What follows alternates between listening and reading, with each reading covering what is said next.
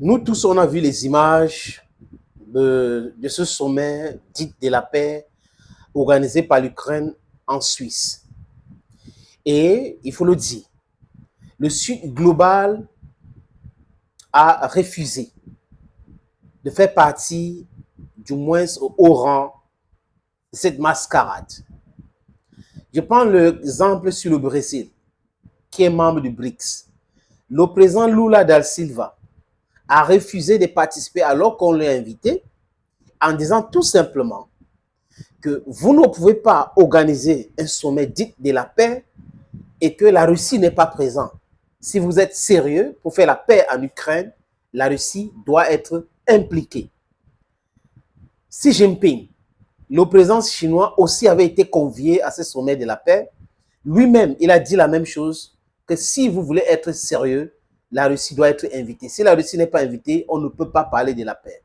Vous savez, la Russie de Vladimir Poutine devant son ministre ou à côté de son ministre des Affaires étrangères, Sergei Lavrov, avait dit clairement, Poutine a dit, l'Ukraine doit retirer ses soldats qui sont dans certains villages dans l'oblast que la Russie a déjà annexé. C'est la seule solution pour mettre un terme à la guerre et la paix en Ukraine. Et que deux, l'Ukraine doit se prononcer contre toute adhésion à l'OTAN. Voilà les conditions de Vladimir Poutine pour la paix. Et là, on a vu Mélanie qui a dit que ça, c'est pas sérieux, ça, c'est le chantage.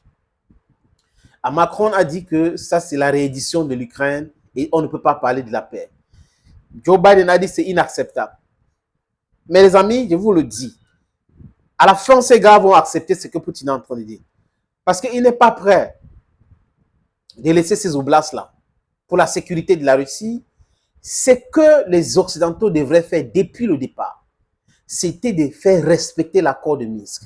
C'était d'éviter qu'il y ait la guerre. C'était d'arrêter d'armer l'Ukraine pour pouvoir attaquer le Donbass.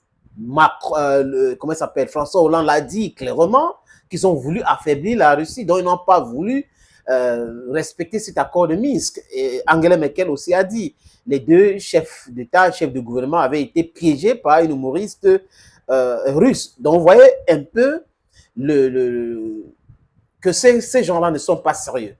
Et ils n'ont jamais été sérieux. Je l'ai dit, j'insiste encore. Et ils ont trouvé l'écho chez Zelensky, qui aussi est quelqu'un de moins sérieux. Parce que si Zelensky était sérieux, il ne pouvait pas accepter organiser un sommet dit de la paix. Il fallait dire sommet d'aide ou chercher l'amitié pour l'Ukraine, parce qu'on ne peut pas parler de la paix quand il y a deux camps qui se bagarrent et l'autre ne se reconnaît pas dans ce que vous êtes en train de faire. Donc, ça veut dire que la guerre va continuer. Je crois que le sommet là était une façon d'isoler la Russie. Mais ils n'ont pas réussi. Parce que même certains pays africains qui avaient été conviés à ce sommet ont eu peur. Je veux dire, les chefs d'État et les chefs de gouvernement ont refusé de partir. Certains ont utilisé des ambassadeurs présents en Suisse pour le sommet. Vous voyez que c'est low-key. Et là, les amis, même du côté américain, le président Biden n'était pas présent. Donc, vous voyez que, mine de rien, c'était juste un truc pour se rencontrer après le G7, pour venir dire encore que vous voyez, il y a des pays qui soutiennent l'Ukraine. Et là, Zelensky, qu'est-ce que Zelensky dit, les amis? Zelensky dit que le moment venu, la Russie sera invitée sur la table de négociation. Ce n'est pas moi qui le dis. Zelensky l'a dit en Mondovision que le moment venu, la Russie sera invitée sur la table de négociation. Donc, en conséquence, c'est quoi, les amis? Ça veut dire que ce qu'ils sont en train de faire en Suisse ou ce qu'ils ont organisé en Suisse, ça n'a rien à voir avec la paix. Ça n'a rien à voir avec les négociations. Rien de chez rien, les amis. C'est pas moi. Les déclarations montrent cela. Ça veut dire que vous êtes en train de parler de la paix, vous vous isolez ou vous faites ça en dehors de celui qui est l'acteur majeur de la guerre ou de l'opération spéciale, comme disent les Russes, et vous croyez que vous êtes en train de faire la paix. Non, la Chine n'est pas dupe. Et Zelensky qui dit que la Chine l'a rassuré de ne pas donner les armes, il se prend pour quelqu'un de très important. Hein. Donc la Chine peut faire des déclarations pareilles. Il a appelé qui en Chine, qui lui a dit cela, qui lui prend au téléphone pour discuter par rapport à quoi? Même le président Lula, par rapport à quoi? Même les pays des BRICS. c'est un groupe de pays que la Russie appartient. La Russie est aux mains fondateurs, aux pays fondateurs des BRICS. Ils ont envoyé des ambassadeurs low-key pour montrer que cette truc-là n'est pas important et que ça ne peut aboutir à rien. Je crois que c'est par rapport à cela que Zelensky était donc obligé de parler de la Russie.